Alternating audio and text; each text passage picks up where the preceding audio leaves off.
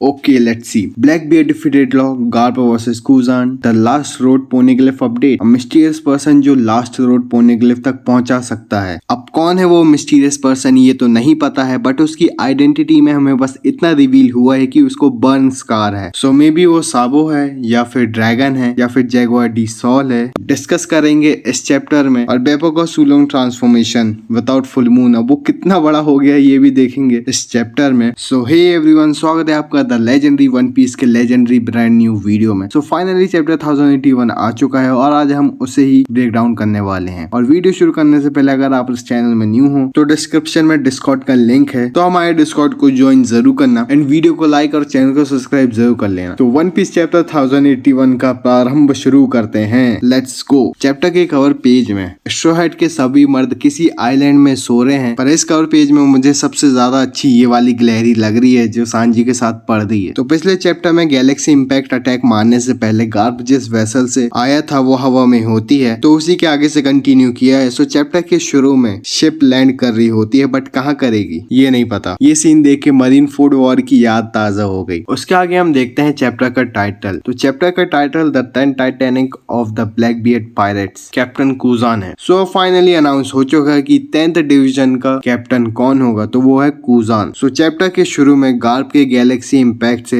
वहाँ पे मौजूद सभी छर्रे फटाके बेहोश हो जाते हैं और गार्प वहीं पर खड़े शिप्स को डिस्ट्रॉय करने लगता है। और फिर गार्प कहता है डैम दैट सक, मैं इतना कमजोर कब से हो गया। अब भाई यहाँ पर देख रहे हो गार्प अपने आप को कमजोर बता रहा है, तो आप सोच सकते हो कि उसके प्राइम डेज में वो कैसा होगा जब उसने जेवेक को हराया था रॉजर के साथ। फिर उसके बाद सामने से एक बंदा कहता है क्या मजाक है, शिप्स को डिस्ट्रॉय करना बंद करो। और साइड में ही तशीगी, हेलमेम्पो और बाकी मरीन्स भी होते हैं जो शिप्स को पकड़ के खड़े होते हैं। और वो बंदा कहता है that bastard Garp, I will never forgive you, मैं तुझे कभी माफ नहीं करूंगा। और गार्प सभी पायलट से कहता है ठीक है, अब किसी ने भी हिलने डुलने की कोशिश करी तो इससे भी ज्यादा कैजुअलिटी बढ़ जाएंगी। उसके नेक्स्ट सीन में हमें कोबी को दिखाते हैं और हेलमेम्पो कोबी को देख के इतना इमोशनल हो जाता है कि रोने लगता है और रोते रोते कहता है कि मैं बहुत खुश हूँ तुझे जिंदा देख के। और बाकी सोर्ट ग्रुप के लोग भी होते हैं जिनको देख के कोबी खुश हो जाता है। पर प्रिंस गुरुज जिसके पास क्लिकली फ्रूट की एबिलिटी होती है वो कहता है मुझे विश्वास नहीं हो रहा है कि सर गार्प ने कोबी को फ्यूचर ऑफ द मरीन्स कहा है। उसके नेक्स्ट सीन में हम कोबी को मेटल बॉल के साथ देखते हैं और उसके पीछे हिबरी को भी देखते हैं। और हिबरी कहती है गार्प साहब मुझे कोई रास्ता नहीं दिख रहा है इस मेटल बॉल से पीछे छुड़ाने का, मुझे क्या करना चाहिए। उसके नेक्स्ट सीन में हम देखते हैं कि सभी सोर्ड मेंबर और मरीन शॉक्ड हो जाते हैं क्योंकि हिबरी फ्रीज हो जाती है और कूजान उसे बर्फ बना देता है। और पीछे खड़े पायलट्स चिल्लाते हैं way to go आउकी ji captain कूजान कूजान।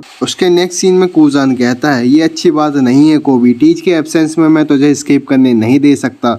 फिर उसके बाद हमें फ्लैशबैक में लेके चलते हैं जब एडमिरल आकाइनू और आउकीजी लड़े थे पंख हैजार्ड में फ्लीट एडमिरल की पोस्ट के लिए। तब उसके बाद का फ्लैशबैक होता है किसी सर्टेन आइलैंड में कूजान ने ब्लैकबियर्ड के क्रू को एकदम फ्रीज कर दिया था। उसके बाद टीच आके कहता है तूने जो मेरे क्रूमेट्स की कुल्फी बनाई है उसे अंडू कर दो। और यहाँ पर ब्लैकबियर्ड की पावर यूजलेस हो जाते हैं क्योंकि गुरा गुरा नोमी की पावर वो यूज नहीं कर सकता था। अगर वो यूज करता तो उसके क्रूमेट किसी कांच की तरह शैटर्ड हो जाते। अब मुझे यहाँ पर लग रहा है कूजान पूरी प्लानिंग से गया था वहाँ ब्लैकबियर्ड के पास उस आइलैंड में, उसे पता था। कूजान के दिमाग में कुछ तो खिचड़ी पकड़ी है क्योंकि इस फ्लैशबैक में हमें दिखाते हैं कि कूजान ने सभी ब्लैकबियर्ड के क्रू को रिलीज कर दिया है और अपनी और साकाजुकी की फाइट के बारे में बताते हुए साके पी रहा है ब्लैकबियर्ड के क्रू के साथ। देन ब्लैकबियर्ड बर्न स्कार से रिलेटेड एक इंसान के बारे में पूछता है और कहता है 4 में से 2 रोड पोनेग्लिफ के बारे में पता है, एक बिग मॉम के पास है, दूसरा काइडो के पास है, बट थर्ड वाला का पता नहीं। और 4th पोनेग्लिफ उस बर्न स्कार वाले इंसान के पास है और वो जेट ब्लैक शिप में ट्रेवल करता है। अगर उसके पास कोई एनिमी शिप आती है तो वो जाइंट वर्लपूल में डूब जाती है। मे बी उसके पास कोई डेविल फ्रूट एबिलिटीज है। आई थिंक ये जो बंदा है ये सेम बंदा है जिसके बारे में चैप्टर 1056 में किड बात कर रहा था। तुम खुद देखो जब लॉ, स्ट्रॉ हैट्स और किड वानों से बाहर निकल रहे होते हैं तब हम ये देखते हैं लॉ काइडो के रोड पोनेग्लिफ की कॉपी किलर को देता है और फिर ये लोग एक मिस्टीरियस पर्सन के बारे में बात कर रहे होते हैं। You wanna go after the man marked by flames. और ये सेम पर्सन है जिसके बारे में ब्लैकबियर्ड पूछ रहा था कूजान से। उसके बाद हम देखते हैं कि आउकीजी किसी लड़की के साथ फ्लर्ट कर कर रहा होता है, बट फिर हम देखते हैं लाफिटे ब्लैक बियर्ड से कूजान की पावर चुराने की बात करता है, पर कूजान सुन लेता है और कहता है, you piece of shit, I am taking you all to a world of ice candy, now that I